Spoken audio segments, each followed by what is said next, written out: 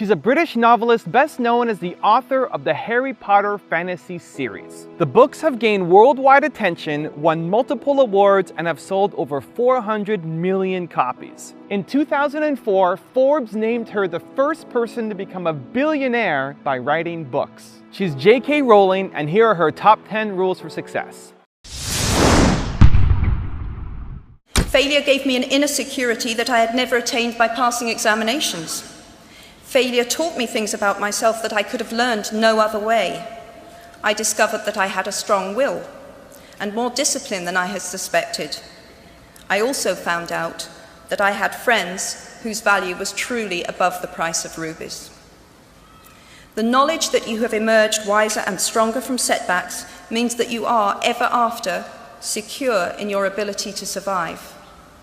You will never truly know yourself or the strength of your relationships until both have been tested by adversity. Such knowledge is a true gift, for all that it is painfully won, and it has been worth more than any qualification I ever earned.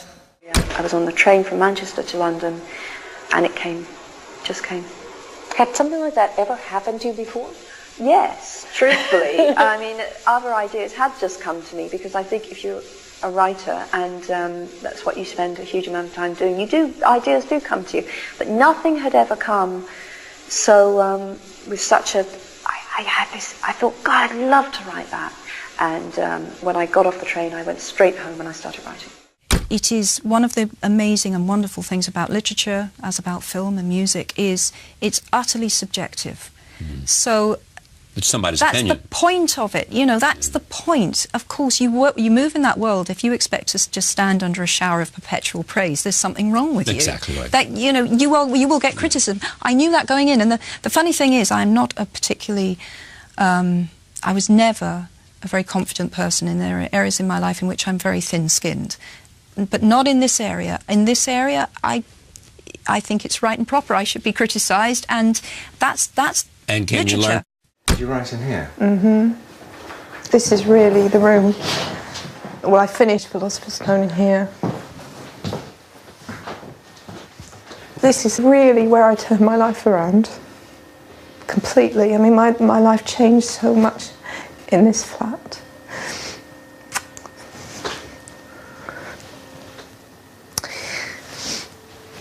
I feel I really became myself here, in that everything was stripped away. I've made such a mess of things, but that was freeing. So I just thought, well, I want to write, so I write the book. And what is the worst that can happen? It gets turned down by every publisher in Britain, big deal. So, you know, it's really back to the wall time here. My bedroom's a lot, my bedroom, the bedroom is a lot tidier now, God. God, that's much. This was a tip when I lived here. Oh, look, Harry Potter books. Now that's really freaky.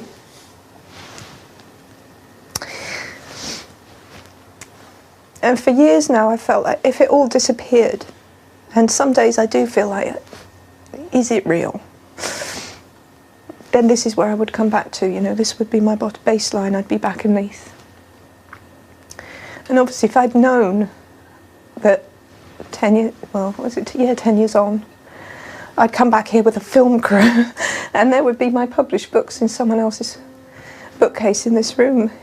I mean, it's really incredible to me. It really, I mean, yes.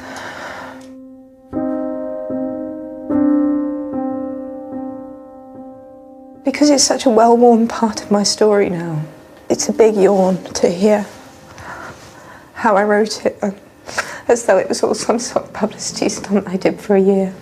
But it was my life, and it was very hard.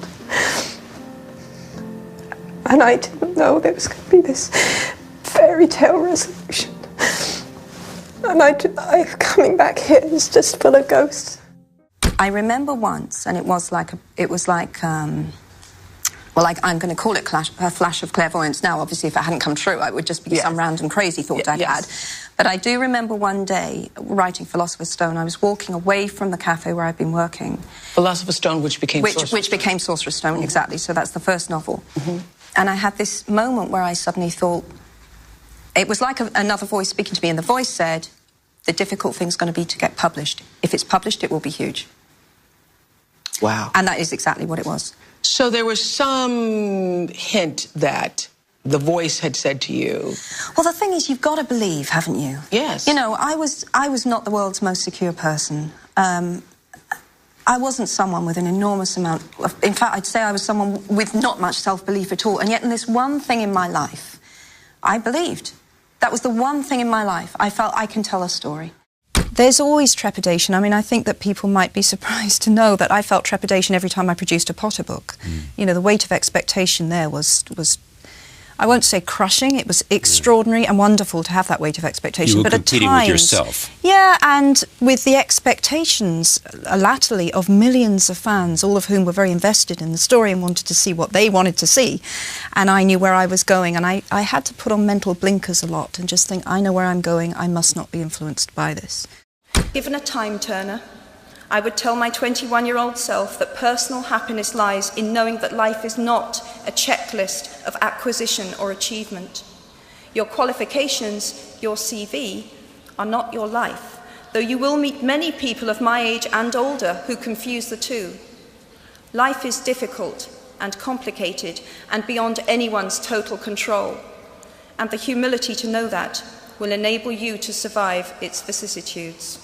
I often get asked by younger readers what I would advise if you want to be a writer. This is the way I did it, so that's the only advice I can give. You've got to read as much as you possibly can, because that's the best way to recognise good writing and to learn what makes bad writing, and those are very good things. You'll probably go through a phase where you imitate your favourite writers. That's perfectly okay. That's another learning process. You resign yourself to writing lots and lots of rubbish. You just got to write that out of your system, and sooner or later you'll hit what you know you really should be doing and what is your genre. And perseverance. You've got to persevere, because it's a career with a lot of knockbacks, but the rewards are huge. I don't mean in the sense that if that's what you really want to do, to be able to do it lifelong is the best thing in the world. Very rewarding. But it's not a career for people who are easily discouraged, that's for sure. And to their parents, don't tell them it's unrealistic. Never say that. Because even if they're not published writing, well, writing is the passion of my life, so it's an important thing to do. I've always wanted to be a writer.